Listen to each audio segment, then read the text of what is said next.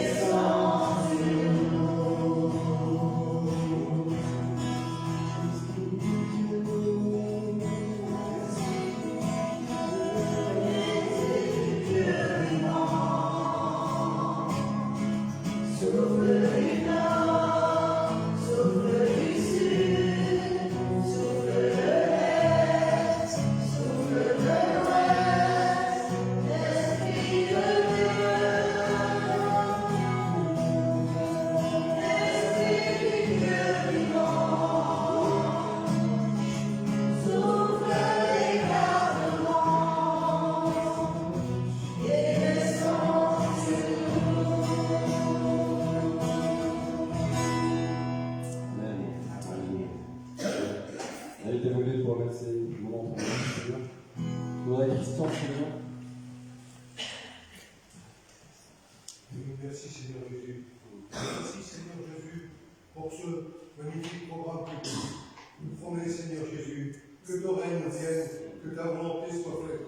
Ô Seigneur Jésus, si nous pouvions tout remettre entre les mains, si le monde pouvait tout remettre entre tes mains, que tu puisses diriger nos cœurs, que tu puisses diriger leurs cœurs. Seigneur Jésus, quel beau programme que nous avons là devant nous.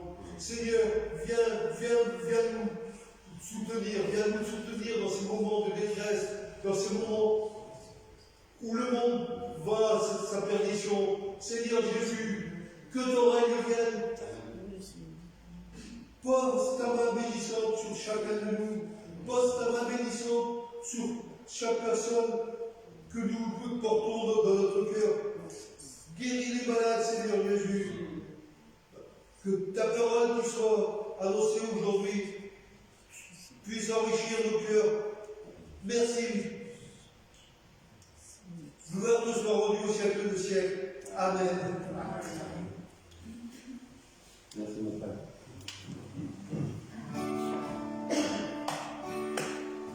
Quel sauveur merveilleux je possède, qui s'est sacrifié pour moi, et sa vie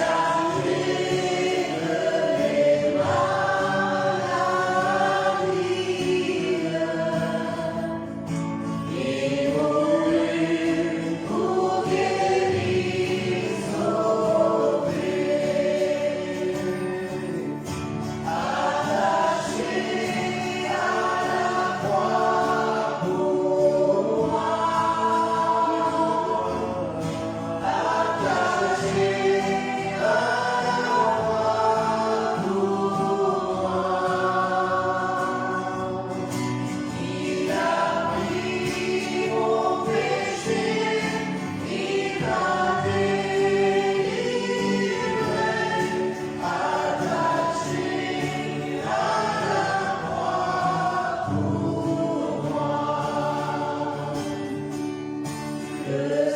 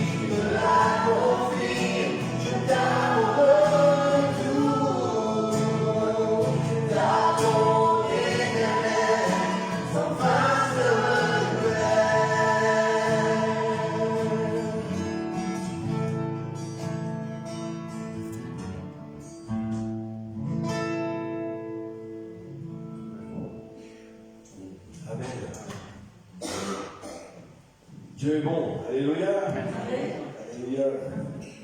Ouais. On chante, et je vais chanter aussi. Je te donne tout, je t'abandonne tout, et au fond de moi, je me dis quel hypocrite je suis.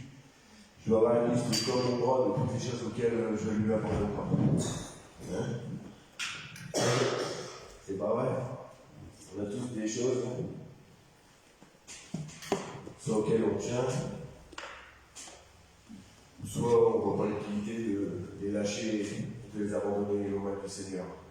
Alors que Dieu peut tout, Dieu sait tout, et il n'y a pas de petite chose. Ouais. C'était pas prévu dans le message que j'allais vous apporter, mais vous savez, quand on dit il y a des choses comme ça, on dit vous abandonne tout, et puis il y a des choses où on ne voit pas l'utilité. Cette semaine, j'ai un méchant qui s'est fait la main. Genre, pour ceux qui on les pousse sur les réseaux, vous voyez, Georges, il est parti. Le vagabond, lui, il sort jamais, il est parti. Et ça met ma femme dans tous ses états, vraiment. Vraiment. Parce qu'elle tient ses animaux, moi j'y tiens aussi. Et attends, c'est pas la même relation. Et à un moment, j'ai quand même prié pour Georges. Je me suis dit, il n'y a pas de petite chose. Georges, c'est un chat, hein, je sais, c'est pas une personne. On a des noms bizarres pour les bêtes. Et je lui ai quand même remis, mais au fond de moi, c'est qu'un chat. Oui. Au fond de moi, c'est qu'un chat. Et je suis triste s'il ne revenait pas, mais je ne fais pas une dépression nerveuse non plus. Par contre, pour Georges, c'est important. Et j'ai mon fils Tristan. Je dois m'en vouloir s'il écoute. Hein. Quelqu'un qui, on voit d'extérieur, très rebelle à Dieu, à la parole de Dieu, il ne vient pas le dimanche, où on pense qu'il n'a pas la foi. Vous voyez, c'est des jugements extérieurs qu'on peut avoir sur des gens. Il a remis le problème dans les mains du Seigneur. Et le Seigneur lui a montré où était le chat. Vous vous rendez compte? Le chat est enfermé dans une baraque au fond de mon jardin. Tout est fermé, il n'y a aucune issue. Ni pour entrer, ni pour sortir. Il n'y a pas de fenêtre, il y a juste deux portes complètement fermées. On ne peut pas passer ni en dessous, on ne peut pas passer au-dessus. C'est impossible. Vous voyez, les baraques en toile, le jardin. C'est impossible, le chat est dedans. Et Dieu lui a montré que le chat était dedans. Vous voyez? Il n'y a pas de petite chose. On peut avoir nos propres préceptes. Des fois, on peut se tromper. On peut même se tromper sur les gens, sur le rapport qu'ils peuvent avoir avec nous. On le dit, hein, si tu es à la fois aussi petit qu'une graine. Amen. Amen. Alors, que Dieu soit béni. Dieu est bon. Alléluia. Amen. Et tellement bon qu'on est là ce soir, il nous a gardés durant toute cette semaine, malgré toutes les difficultés que nous avons traversées. C'est une grâce, ça, on ne se rend pas compte. Respirer, ça semble normal, mais il y en a combien qui s'éteignent chaque jour.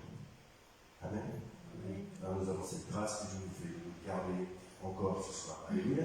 Que son nom soit béni. Ce soir, je vais vous parler de la parole de Dieu. Ah, ça c'est une vanne que date peut faire. Je ne suis pas dans l'imitation, mais c'est vrai. Je vous parle de la parole de Dieu. Je ne t'ai pas donné de tester parce que je pense que tu vas t'en sortir très bien, spécialiste de l'ordinateur. Et puis j'ai pas beaucoup de textes à prendre. Mais ça fait un moment où comment dire, Dieu me parle montre une chose concernant sa parole. Il y a des mois, il y a des messages. À la fin, des messages, je ne me sentais pas bien. Je ne me sentais pas bien, clairement, je ne me sentais pas bien parce que j'avais le sentiment, et je vous en ai déjà parlé, de ne pas être suffisamment un grand lecteur de la parole de Dieu. J'avais l'impression de ne pas en faire assez. J'étais mal. Et puis il y a d'autres domaines dans ma vie, même dans la vie de l'Église, qui font que je me suis dit, écoute, il n'y a pas 36 solutions. reprend tout à zéro. C'est-à-dire que la parole de Dieu, je l'ai déjà lue. En plus de 30 ans de carrière, si j'ai envie de dire. Et je me suis dit, reprends-la à zéro. Reprends-la à zéro pour comprendre ce que d'autres peut-être voient et que toi tu ne vois pas. Pour que Dieu puisse me parler. Moi, franchement, même dans ma vie professionnelle, ma vie privée, si je suis face à un obstacle, c'est quelque chose qui ne va pas, moi je rase tout et je reprends en zéro. Et j'ai fait la même chose avec la parole de Dieu. Et cette fois, je l'ai fait en suivant une méthode que j'ai trouvée comme ça. Je ne vais pas dire par hasard, parce que avec Dieu, il n'y a pas de hasard. Avec Dieu, il n'y a pas de hasard. Et si Dieu m'a fait ressentir ces choses, regarde, t'es mort, c'est pour peut-être m'amener là aujourd'hui. Et pour nous y aller ensemble. Je vais prendre un texte pour démarrer, c'est dans Hébreux, chapitre 4, verset 12.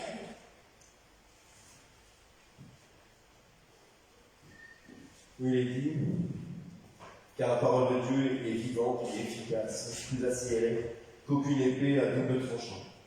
Elle pénètre jusqu'à la division de l'âme et de l'esprit, des jointures et des moelles, elle est juge des sentiments et des pensées du cœur. Amen. Amen. Amen. La parole de Dieu, elle est puissante, elle est vivante, elle est efficace, elle est comme une âme à double tranchant. La parole de Dieu, elle est vivante, et j'aime bien la parole de Dieu. Et, donc comme je dis, il n'y a pas de hasard, je m'accomplis, j'ai suivi une méthode qui est venue à moi en retéléchargeant, parce que j'ai dû, c'est pareil, j'ai dû réinitialiser mon téléphone portable. J'avais la parole de Dieu dans mon téléphone portable, et puis ça, à un moment donné, il a bugué, j'ai dû tout réinitialiser, j'ai réinstallé la Bible, et j'avais pas ça avant.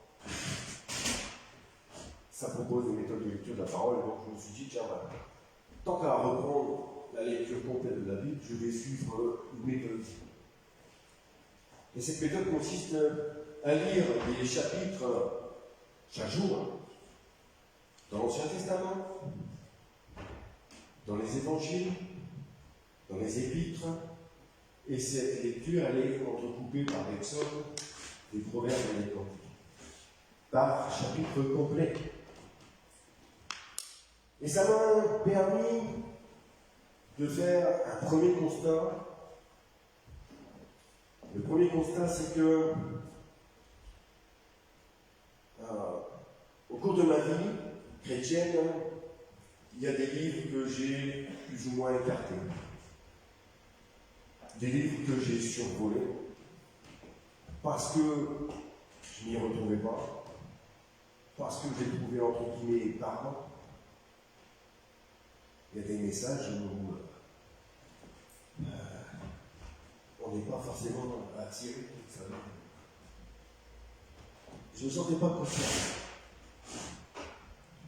Et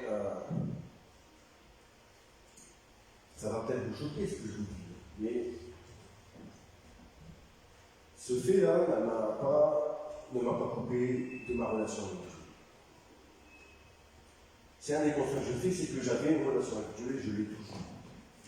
Et le fait d'avoir lu ces textes aujourd'hui, dans leur intégralité, ne faut pas de moi ne me rendre ni meilleur ni pire qu'avant. Et peut-être que je suis culpabilisé de ne pas avoir tout, de ne pas être un docteur en lettres, en parole de Dieu. C'était pas la peine de culpabiliser. Parce qu'aujourd'hui, je les ai lus de manière profonde. Et ça ne change rien à ma relation avec Dieu. Je suis ni pire ni meilleur. C'est le premier constat. Ça veut dire que Dieu, par sa parole, m'a quand même donné la paix que j'avais perdue à un moment donné. Sur ma relation avec Dieu. Parce que moi, j'avais réellement ce sentiment, et certains messages, que si je n'atteignais pas un certain niveau de lecture, alors le ciel m'était fermé. quand je repartais chez moi, ça avait cette pensée dans ma tête. Et en fin de compte, non. Non. C'est pas ce que Dieu met dans nos cœurs, c'est pas ce qu'il nous dit. Et ça, c'est le premier constat que j'ai pu faire. Puis il y en a un second qui est beaucoup plus important, et c'est là où je veux. Je me suis rendu compte, et je le savais déjà, mais encore plus, c'est que il y a dans la Bible un avant Jésus-Christ et il y a un après Jésus-Christ. L'avant Jésus-Christ, c'est l'Ancien Testament dans son intégralité. L'après Jésus-Christ démarre à partir de l'acte des apôtres jusqu'au livre prophétique de l'Apocalypse. Et au milieu de ça, il y a Jésus-Christ décrit au travers des évangiles. Et cette manière de lire la Bible me montrait chaque jour de plus en plus que l'Ancien Testament était tourné vers Jésus-Christ. Mais que les livres qui suivent les évangiles, eux, étaient à nous mener à retourner vers Jésus-Christ. Ce qui met en moi cette pensée profonde que Jésus-Christ est la clé de voûte de la parole de Dieu. Il est le centre de la parole. Il est le personnage principal de la parole. Si la parole de Dieu s'était arrêtée à l'Ancien Testament, déjà, force est de constater que nous ne serions pas chrétiens, que nous serions les autres, c'est-à-dire tous ceux qui ne sont pas juifs, qui ne sont pas israélites, qui seront le reste du monde. Et quand je lis l'Ancien Testament, c'est pas évident de rencontrer Dieu si on ne lit que l'Ancien Testament. D'ailleurs, moi je connais des personnes qui ont reçu des Bibles, qui ont commencé par l'Ancien Testament et qui s'y sont arrêtés. Et moi je peux comprendre, parce que si je me basais uniquement à l'Ancien Testament,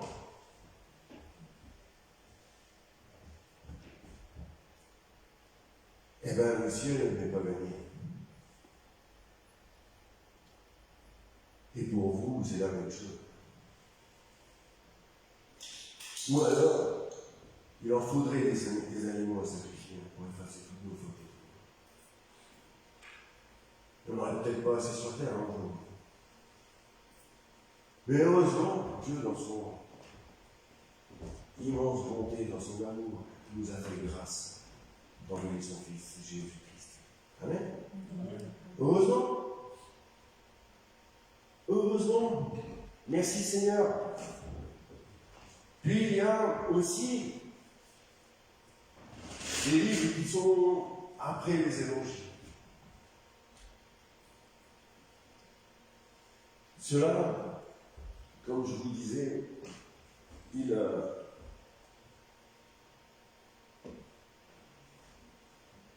repointe ma direction vers le Christ, vers Jésus. Parce qu'on a lu, pour commencer, ce texte dans Hébreux, chapitre 4, verset 12. La parole de Dieu est une épée à double tranchant. Pour moi, ce verset, il y a cette signification première que la parole de Dieu est l'église. Amen. Mais il y a cette image de l'épée à double tranchant. Une épée, c'est une arme. C'est une arme qui sert à se protéger. C'est vrai. Mais c'est aussi une arme offensive. Ça veut dire que la parole de Dieu, elle est là aussi pour nous défendre, pour nous protéger. Et que quand on vit des situations compliquées, une situation difficile, il est important pour nous de nous appuyer sur la parole de Dieu. Il est important pour nous de confesser la parole, de confesser ses promesses, parce que sa parole est notre refuge, elle est notre bouclier. Amen. Merci Seigneur. Et même là, dans mon incompréhension, je suis revenu à la parole de Dieu. Je ne suis pas resté sur mes convictions, je suis revenu sur la parole. Mais la parole de Dieu est une épée, surtout une épée, et elle peut être une arme offensive. Et qu'est-ce que fait une arme offensive?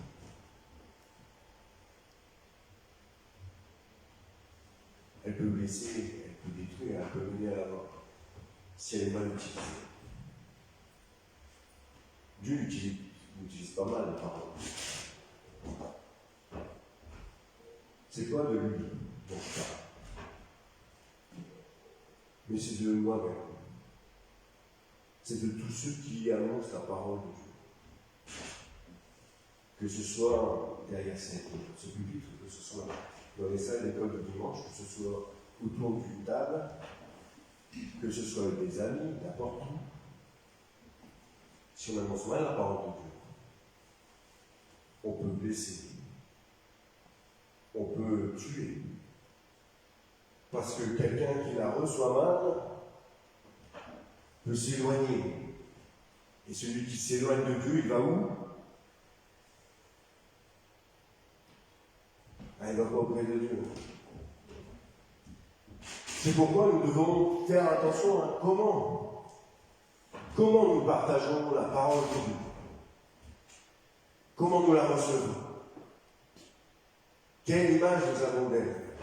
Ça va très vite, hein, vous savez, les sectes sont nées de la parole de Dieu. Les Écritures. Ce sont des hommes qui ont utilisé des textes pour assouvir leur volonté et pour assujettir d'autres personnes. Comme quoi, la parole,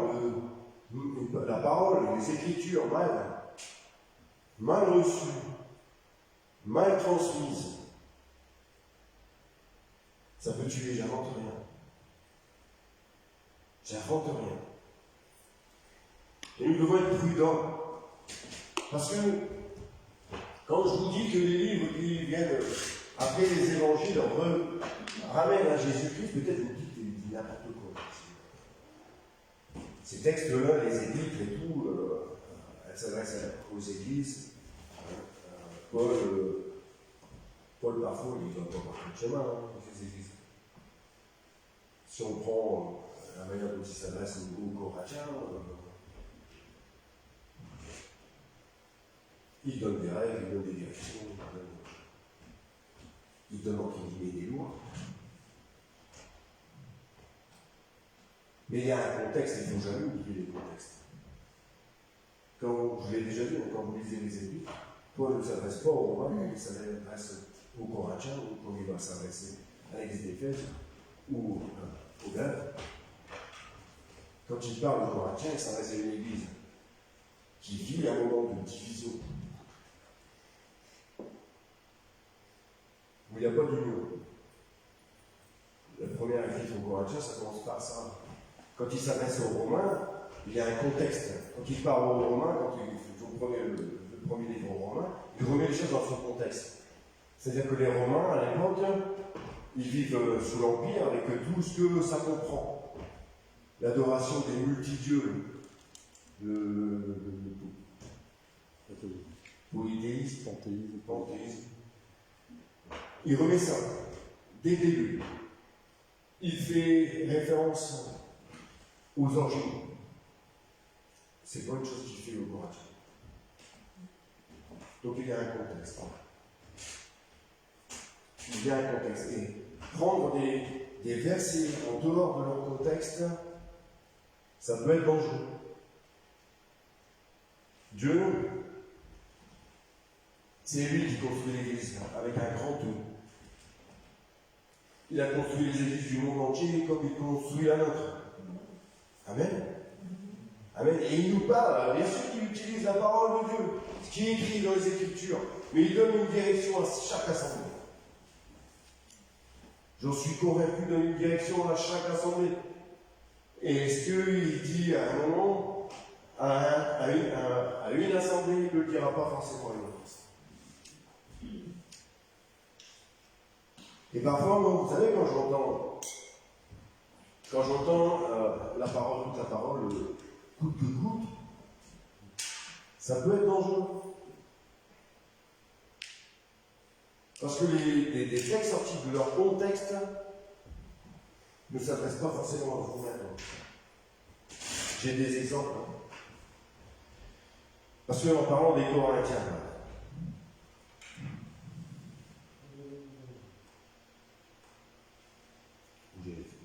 dans son chapitre 14, 1 Corinthiens, chapitre 14. Quand vous lisez le chapitre, Paul enseigne sur l'exercice des dons dans l'assemblée. C'est vrai. Alors il donne tous des prérogatives sur le parler en langue, sur les prophéties, etc. Et tout.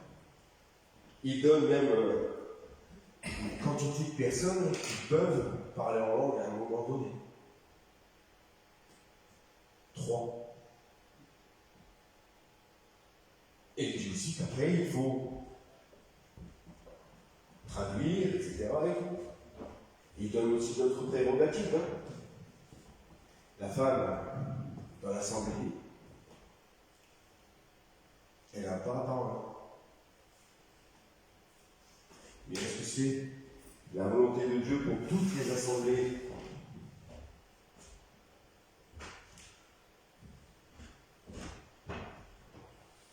Vous savez, toute la parole coupe le coup, attention.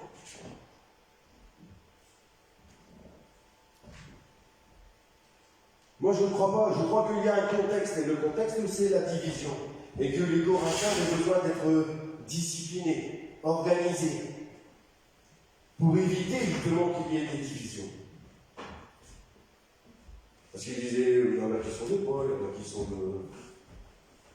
d'Apollos, etc. Mais à la fin du chapitre 14, qu'est-ce qu'il dit? Vous le lirez chez nous. Le dernier verset. Versets 39 et 40. Ainsi donc, frères, aspirez à prophétiser et n'empêchez pas de parler en langue. Et le verset 40. Mais que tout se fasse avec bienséance et avec ordre. Amen. Alors, il donne des prérogatives, des règles, durant tout le chapitre. Mais à la fin, qu'est-ce qu'il dit? Ce qui prédomine sur tout ça, ce n'est pas les règles. C'est que ça se fait avec bienséance et avec ordre. Dans le respect des uns et des autres. Et dans les épîtres, tout ce qui est enseigné est toujours fait avec bienveillance, avec sagesse. Il dit bien, avec les Juifs, je suis juif, avec les Romains, je suis romain. Il demande de ne pas choquer Paul aux églises. Pourquoi? Parce que Jésus-Christ, parce que l'Évangile, parce que Jésus aimait tout le monde. Jésus était amour. Jésus est venu, et c'est le seul qui était capable d'accomplir l'amour.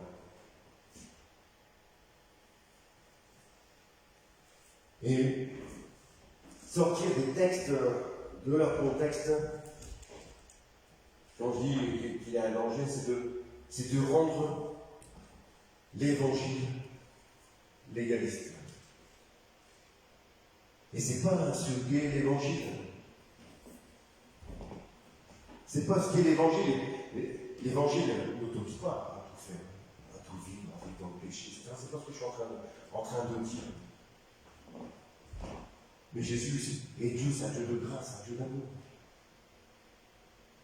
Et c'est là où nous devons ramener tous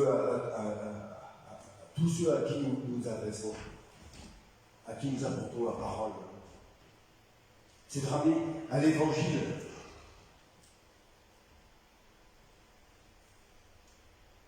Paul le dira aux Corinthiens, il le dira aussi aux Galates, dans 2 Corinthiens 11, verset 4, on va prendre Galates 1, versets 6 à 10.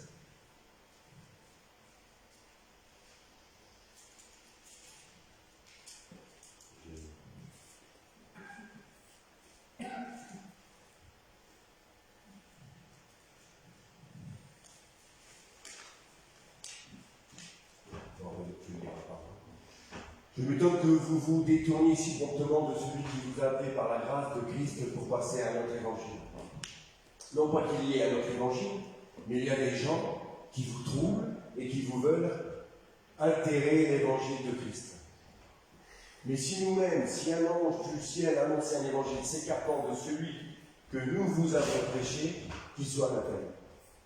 Nous l'avons dit précédemment, et je le répète à cette heure, si quelqu'un vous annonce un évangile s'écartant de celui que vous avez reçu, qu'il soit anathème.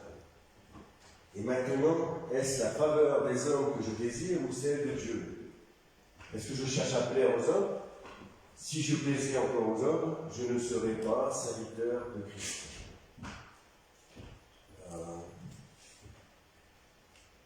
Je vous déclare, je vous déclare, frère, que l'évangile qui a été annoncé par moi n'est pas de l'homme. Car je ne l'ai ni reçu ni appris d'un homme, mais par une révélation de Jésus-Christ. Et la parole on dit Amen. Amen. Amen.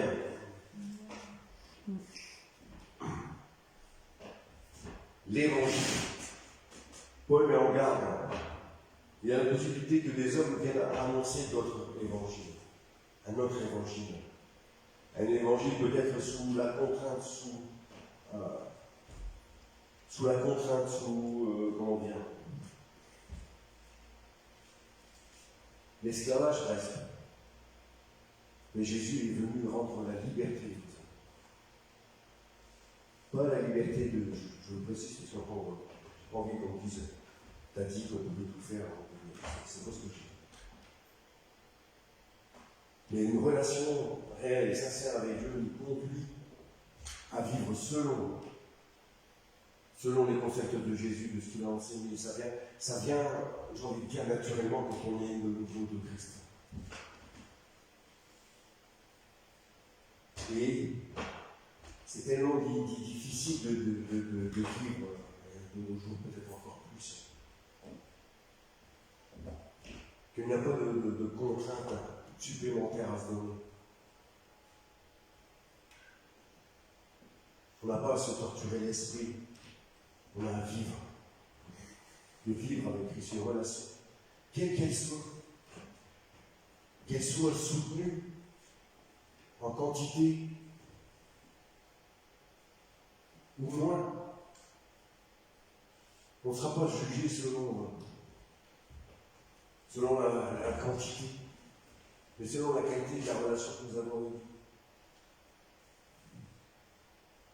La réalité de la relation qu'on a avec Dieu, d'un enfant commun avec un père. Si à l'issue d'un message on se sent mal, c'est pas normal. Parce que Jésus, il est venu pour sauver le monde, pas pour le condamner. Dans toutes les situations, il a relevé.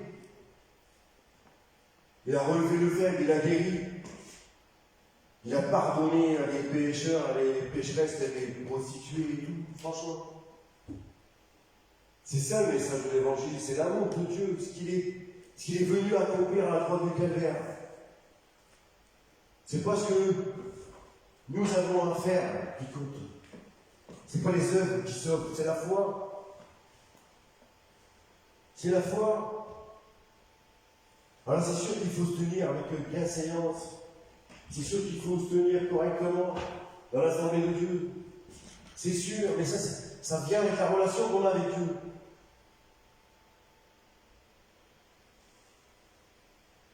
Si on annonce un autre évangile que ça, alors si j'annonce un autre évangile que ça, que je sois à la peine. Et nous devons prendre garde à ce qu'on annonce de la parole de Dieu. Parce que c'est une épée à double tranchant. Et elle est puissante, la parole de Dieu. Comme je vous disais, hein, si on s'en tenait à l'Ancien Testament, qui pouvait racheter son âme?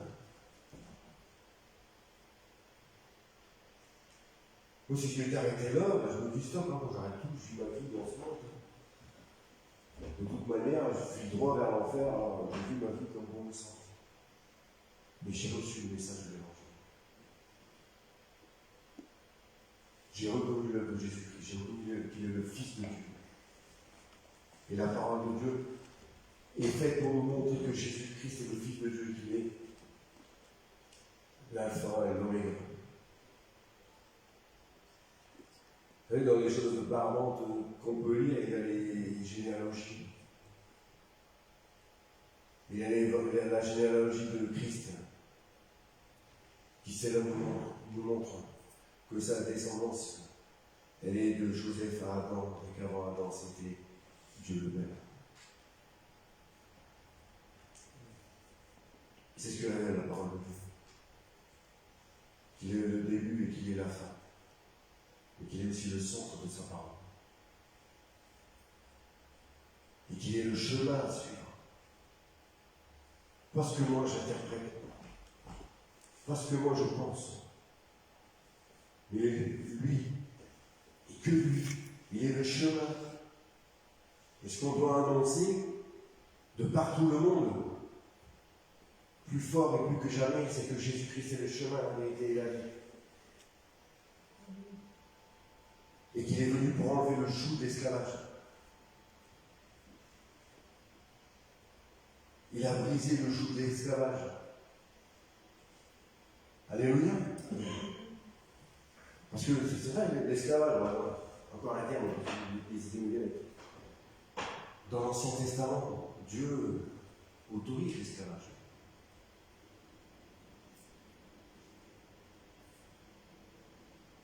Mais Jésus nous a libérés. Alléluia. Alors, je vais terminer là-dessus.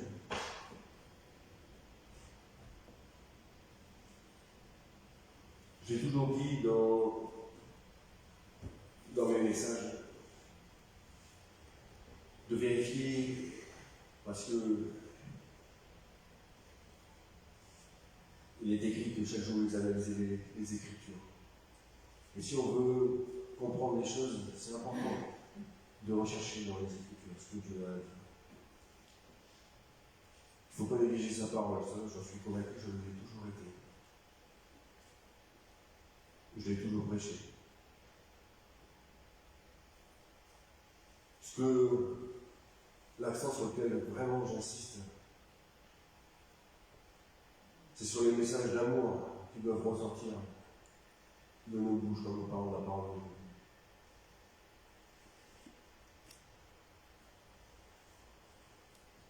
En Jésus, il n'y a plus de condamnation, parce qu'il nous a rachetés.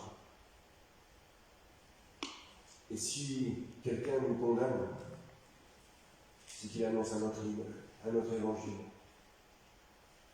Et que si je condamne, c'est que j'annonce un autre évangile. Jésus a été patient. Il a été plein de grâce. Il est allé vers ceux que tout le monde rejetait.